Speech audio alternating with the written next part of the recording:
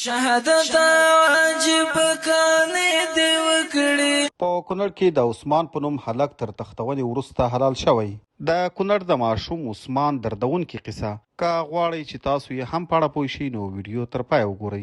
په افغانستان کې د ټولنیز سقوط امنیتي تشي او رواني بحران خطرناکې پایلې. د کونړ ولایت نواباد سیمه کې 15 کلن ماشوم عثمان په بېرحمي سره وژل کېدل یوازې یوه جنایي پیښه نه ده، بلکې دا د ټولنې د ژور رواني، امنیتي او اخلاقي بحران یوه ویرونکې نښه ده. هغه ماشوم چې یوازې یوه ورځ وړاندې تختول شوی و، وروسته یې داسې جسد وموندل شو چې سر ترې پرې شوی و.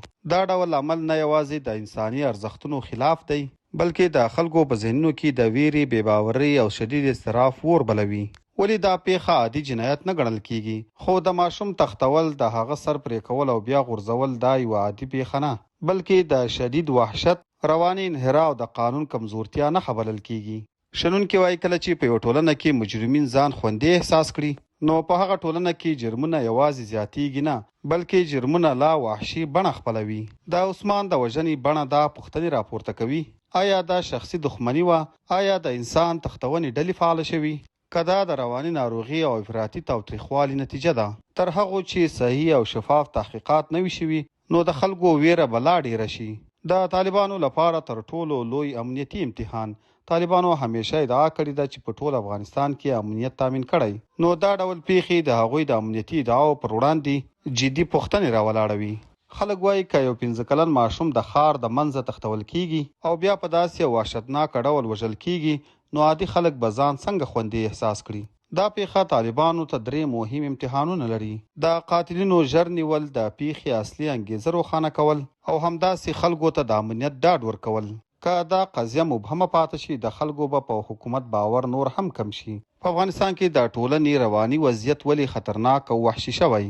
په تیرو کلونو کې جنگ، بیکاري او دوامداره فقر د خلکو پر رواني حالت ژور اغیز کړی دی. ارواپوهان وایي هغه ټولنه چې اوږده جګړه تجربه کړې وي، هلته د تاوتریخوالي، عادي کېدل، رواني ناروغۍ، کامي چلن او حتی وحشیانه جرمونه زیاتیږي. او همداسې افغانستان هم اوس له همدې خطر سره مخ دی. کورنۍ تاوتریخوالی زیات شوی او د ماشومانو پر وړاندې جرمونه ډیر شوي. د خلکو ترمنځ بېباوري زیاته شوي، ټولنیز فشار او رواني ناروغۍ فراخي شوي. د عثمان وژنه هم د همدې ژور بحران یوه دردونکې بیلګه ګڼل کیږي. د عثمان دردونکې وژنه یوازې د یوې کورنۍ غم نه دی، بلکې د ټول افغانستان لپاره د خطر زنګ دی. کله چې په یو ټولنه کې یو 15 کلن ماشوم په داسې بېرحمي سره وژل کیږي، نو معنا یې دا ده چې ټولنه له ژور اخلاقي، امنیتي او رواني بحران سره مخ ده. که د دې پیښې عاملین ژر ونه نیول شي او خلکو ته اصلي حقیقت ښکاره نه کړي، نو د ویرې، بېباورۍ او ټولنیز قهر دا صفحه ولا پراخه شي. درنو دوستانو، تاسو د 15 کلن عثمان د پیښې په اړه څه نظر لرئ؟ خپل نظر مو راسره په کمنټ کې خامخا شریک کړئ.